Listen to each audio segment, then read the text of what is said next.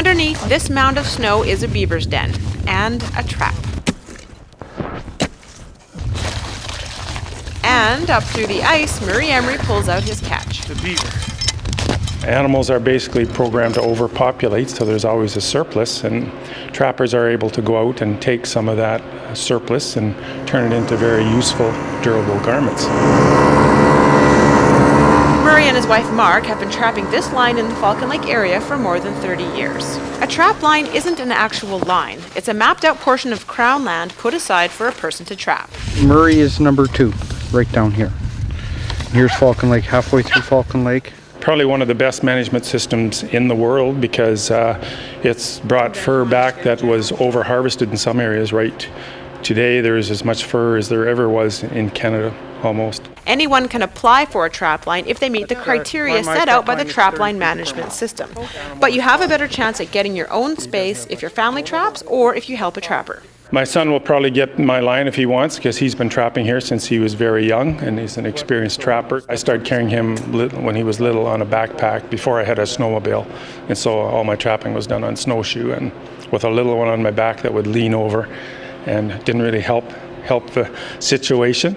So yeah, it wasn't long. When he was 3 years old, I went running behind the house one night and got caught in a snare he had set with binder twine. So he learned by watching me, and he knew how to do it. Like the Emery family, Miles McLean has been trapping in the Whiteshell for decades. He comes from a long lineage of trappers and hopes to continue the legacy. I have 3 sons.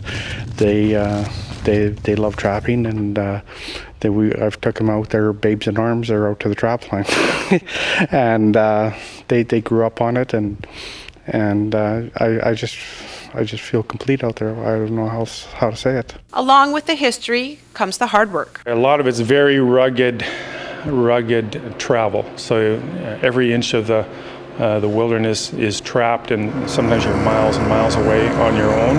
When you first start trapping, often the old trappers would come in because you come back empty. They say, well, don't get discouraged, you'll figure it out, but your scent and where you set and how you set and all these things are very specific when it comes to these animals, and if they're not done right, you just come back empty-handed. These tracks tell Murray a wolf's been following his snowmobile trail. Reading the land is a big part of trapping. Some people might say, well, you're a human, why would you want to outsmart an animal? But animals are expert at what they do.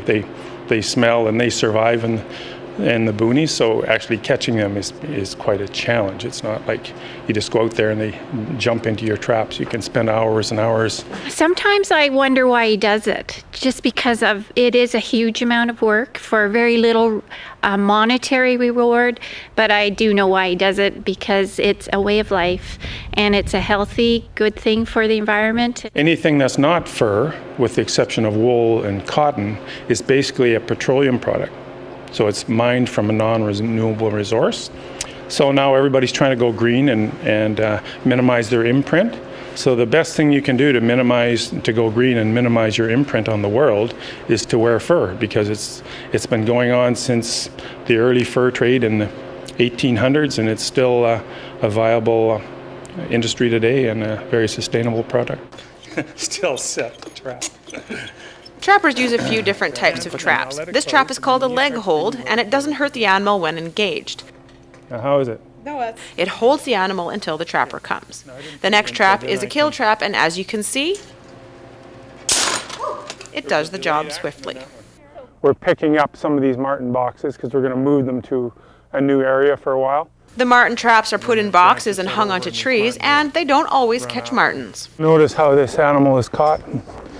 He doesn't have much of a chance. Today the trap line caught this weasel and a beaver. Their furs probably won't even pay for the snowmobile fuel used to retrieve them, but for the Emery family, this tradition is worth honoring. When our children were younger, we used to do this as a family.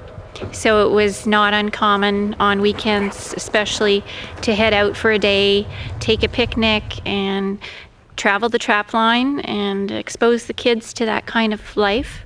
It was always exciting, and lots of falling off of sleighs and lots of cold hands and cold feet, but warm hearts, and generally it was just a wonderful way to spend time with your children. For Shaw TV in the Whiteshell, I'm Laura Raby.